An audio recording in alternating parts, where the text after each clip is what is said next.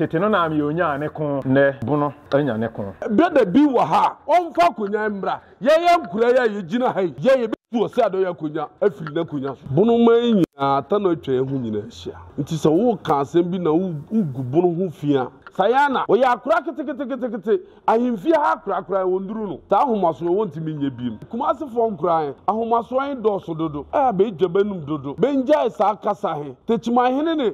kumase hene oni ni twaka bia se wo le wokọ ne ba bi no fa na o chia techimahene a wa ye bone ono atunanum tuo se opese ye de ne kọ na dormaahene ho na okopachew nti ya hye na obedi echi se ye mfa no kọ dormaahene ho na okopachew efiri ne nkosi juada mo behuru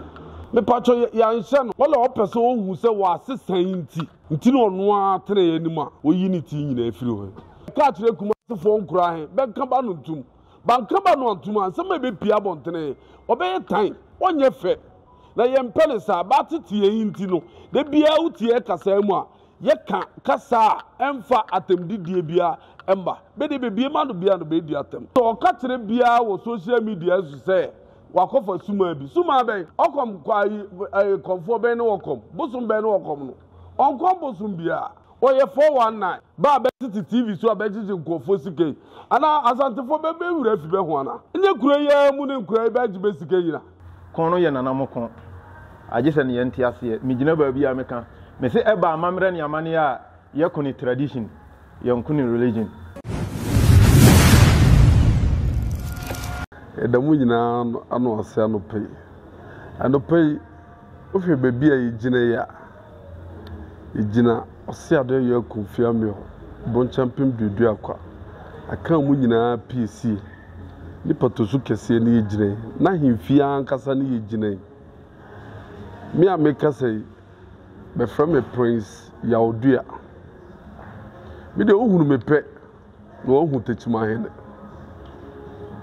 se wo woni megana ha de bia na oye hoho hunu mia na wo hu ose ade ye konfia me nti se bi kase be kase ba bebe press conference be mfiri kurum ha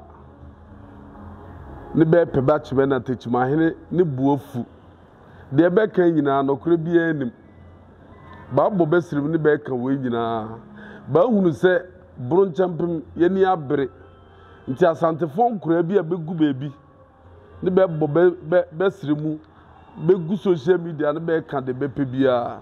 se wa hwe be bia eginan na se ose ade ye konfia me ne buofu ya se ka wa mbe hunu wi ase bia be hunu bi nti de be kan nyina ye ntro ba hu se de e ba he ano odin jahe etu ato ye e bo be dodo nti be nya ba asem bia be ka na me ma me kasa anye tentere wo hwe akura bi an be fre ne Sayana ono ne fre no ho nanawo ye nim so ye nana oya kula mi se oya akura kete mimi fie no wote mimi fie prince mimi fie no wote e wo tachima nti onu ahunu se bone a wodi dormaahene atem odi techimahene atem oni akura bi be fre ne MBA Jordan be nyina ba menkura ne onu abayanim edi nkutudwe abegu ose ade yo pato kesi anima se yemfa aborofo ba tete se otie kasa ma yendi bia atem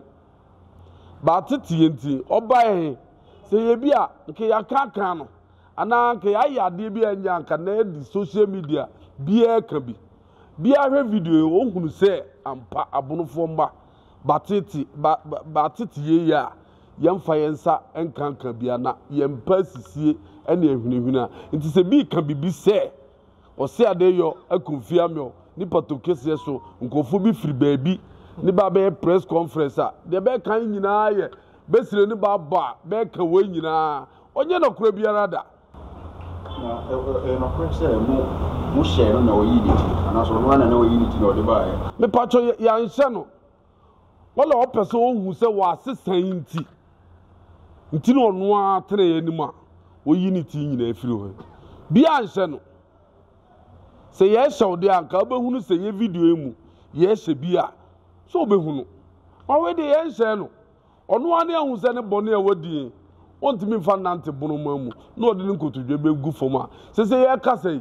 ono a to nanum tuo se opese ye de ne kɔ na dormaahene ho na okɔ pachew nti ya hye na obedi echi se ye mfa no kɔ dormaahene ho na okɔ pachew bia hye no ande ayi efiri ne nkosi juada mo ambehunu ye nni ntro nkyere bia mo ambehunu se ya hye no ye nhye no Sayana ono aba beto nanum tuo ama social media bia atibi kuma asefo nkran ahomaso an doso dodo be dwabanum dodo benja isa kasa he techima hene ne kuma se hene oni ni twaka bia oni ni twaka se wole wonko ne baabi no fa na ochia techima hene a waye bone techima hene twam no so fo kuma se hene fie na ochia na waye bone nti mmene ne be kane social media iso ne wose ade yo na ne nkofo be mfiri ha be firi baabi sei ne be peba ati be techima hemfie ne de agina techima hemfie o ye ka kire kuma fo nkura he be ka ba no ntum ban ka ba no ntum an se me be pia bontene obeye tan onye fe na ye mpele sa ba tete ye nti no de bia utie kasa mu a ye ka kasa emfa atemdidie bia emba be de bebie ma no bia no be di atem nti ye tubefo benja sa kasa fia be kan. On the side of more as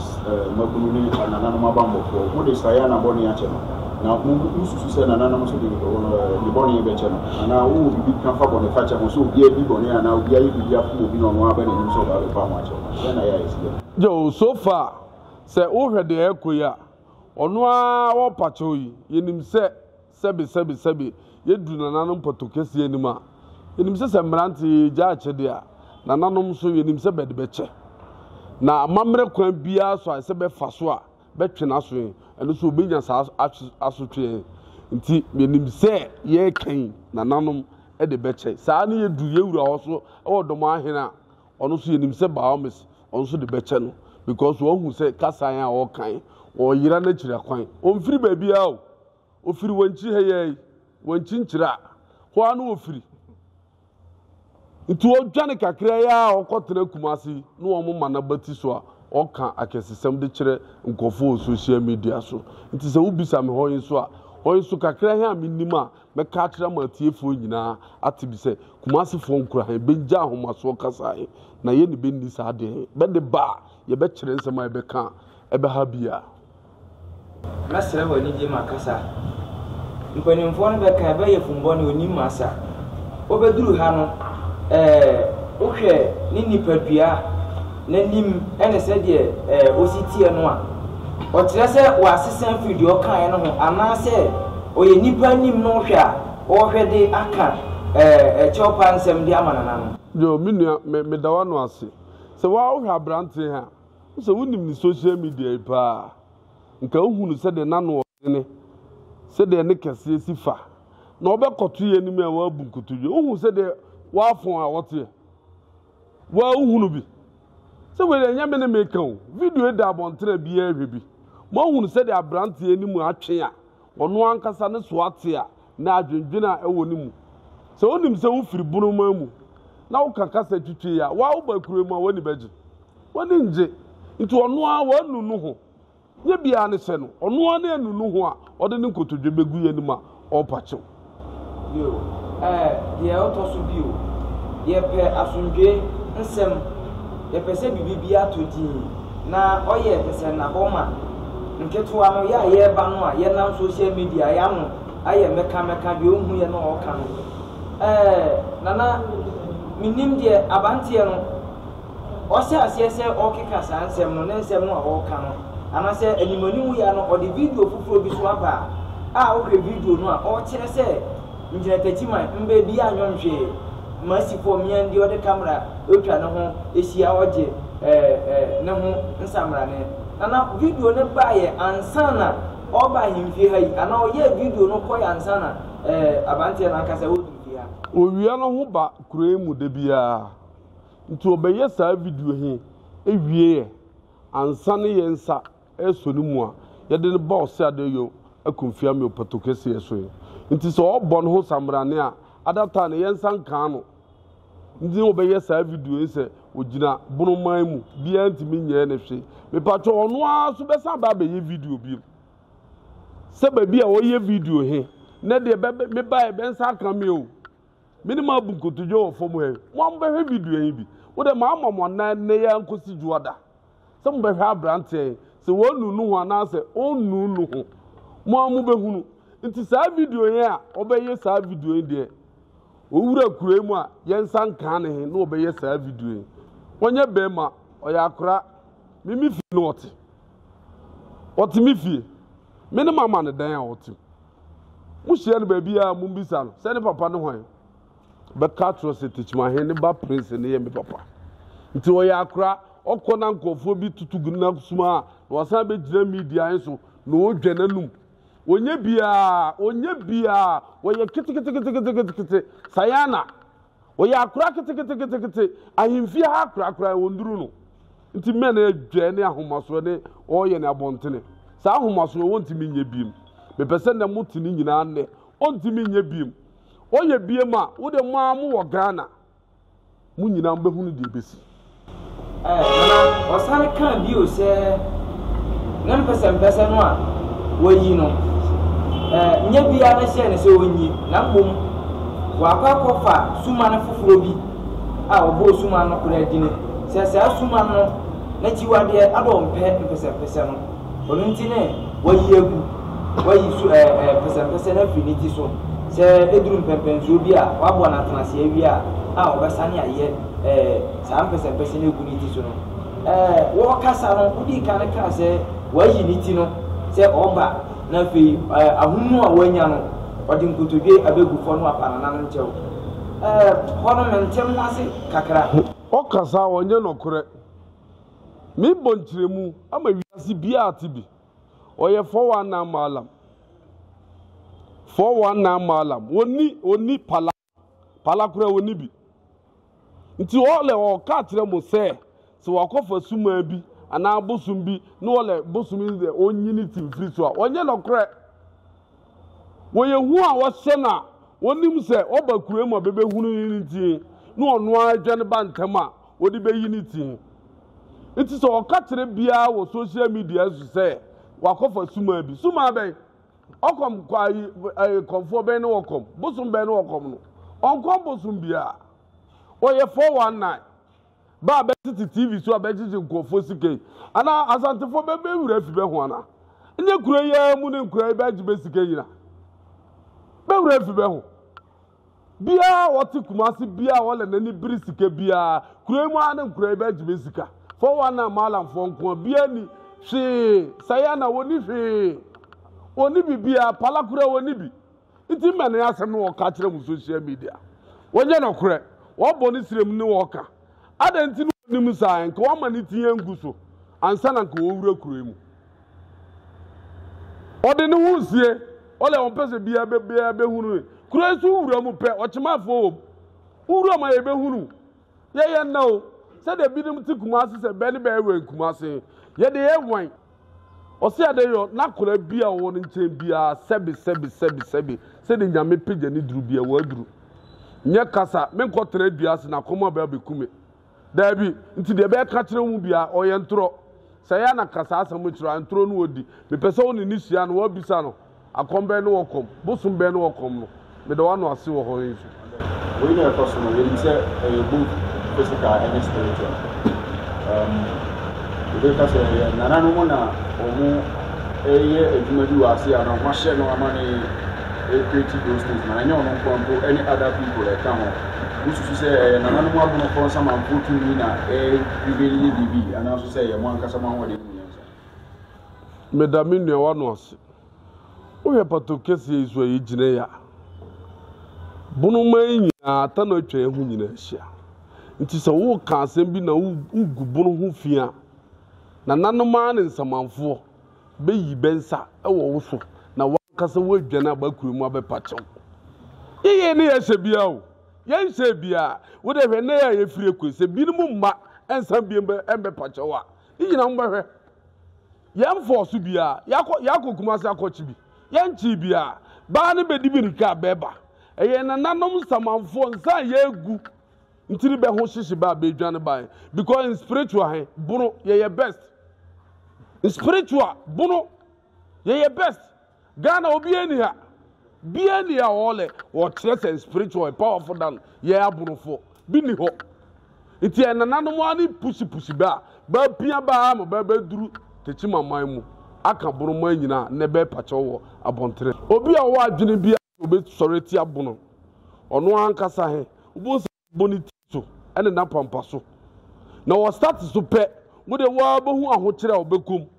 ansa na obedwane obeduru han na ono ankasa wa breyi obi se senti na eti sa ya ha na obi afri ko ye ntira na se obi soreti na eja na enema bi koti ana na se u interview me imire kakra bi etwam me ka kire wo se sa 700 and something years bia betu ye kuro mu bia betu ye Ghana e wo ha bia so ye na ma ne ba bia okotena he nti se wo ye ma bia bi na okotena nti wo pa kire se wo se wura na akwase ni wura ba binsida nti se bi ka asem bia wonim de oka wotu ukrom na wo hena e yo ukrom hene no wo no saa na miso mitimi krom a me ho me hene bia ni ha wo Ghana ha wala wo ye king bi ni ha wo ye king de anka unu uli Ghana man nyina wo bi ni Ghana nti ada ntine wo de wotu ukrom bo ho safo hene bo de ekọ miso me wo mitachima miso me bo me safo hene kọ nti bia ni obetima ba be challenge yo ha akonya nso nsɛmtwerɛfo mo amunim when I can he bono akan when I was like nakunya odu ose ado ya konfia me so be the bi wa ha onfa kunya mbra ye nkura ya yegina hai ye betu ose ado ya kunya afiri na kunya so se bi wo Ghana ha oya kan ni a ye ka kire mo nsɛmtwerɛfo yi ose ado ya konfia me broncha pem de edu akwa aka mo piese ye nkura ye betu no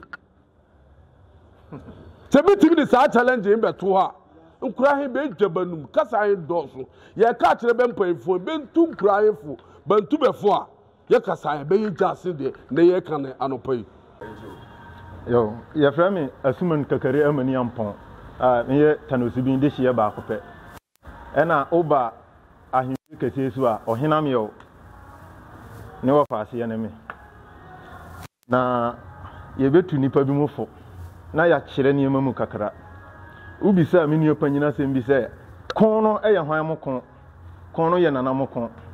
agye sɛ ne yɛ nte aseɛ megyina baabi a meka me sɛ ɛba amammerɛ ne amane a yɛko ne tradition yɛnko ne religion na sɛ nnɛ wohunu kun wei a ɛhyɛ aseɛ akyɛ by afei na nana mo yi poma wɔ kwan mu enti obi bia a wayɛ n'adwene sɛ ɔbɛsɛrɛ atia abono nnɛ sɛ woyɛ bunu ni sɛ woyɛ asanteni so ye try foforo wade soa na wo fa soa ye de yenka obi yendi obi awu yendi obi dem na nananom ni no bedi nti obi bia a wa ye na adwen ne se obebọ ni siremu aka obeka no ye twe no ko ye na ye kom abra ye nkita bodua ko ye ne nananom nsamanfo ene nananom a mo hye ebo na se ene nante enti se ohunu ye na ohunu se we mu de omunya bia eye wasem na se wo kofa wasem na wo de ba ye nsum because ye nim ye fira nim we ba ni ye ma warning we nti obi bia wa ya na agin se obesere ti abono ontumunda na ma men kira wade ba ko the last time I no ka se me kan kira se wo se ukum asante kotoko ukum apem be ba ene abono ye den esen apem emra mfantefo ete wo mo ho efiri ha koye no na ye ne yenuoma santefo ne ya